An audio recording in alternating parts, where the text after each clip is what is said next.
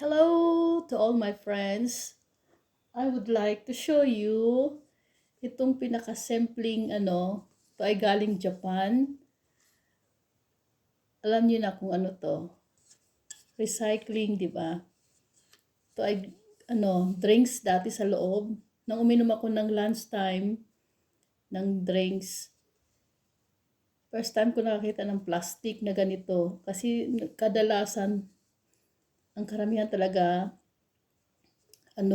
lata, 'di ba? Yung kana yung aluminum talaga siya. Pero first time ko lang nakita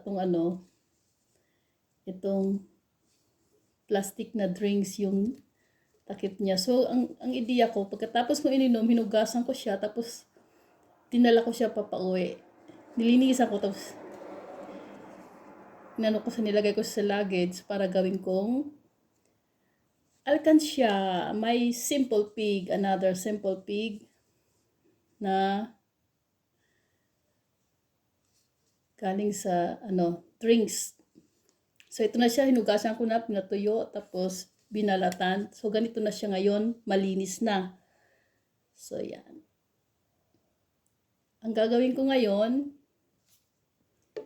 lalagyan ko siya nitong konting, for the first, lalagyan ko siya ng bagong, lulukutin ko yung konting halaga. Tapos, ilalagay ko siya dito.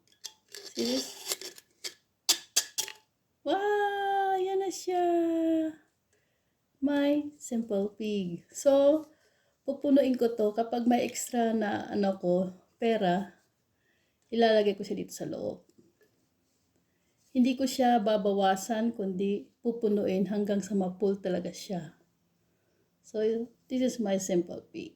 So, gawa din kayo sa inyong bahay kapag may extra na magandang gamitin na hindi pa pwedeng itapon. So, tularan nyo rin itong ginawa ko. Kung gusto nyo lang, pero kung hindi, okay lang. Oops! Ang gaan kasi. So, let's try to do this too. My simple pig. Bye! Kasi work na naman ako. Gusto ko lang ipakita sa inyo yung mga style ko na hobby as my collection. Bye for now.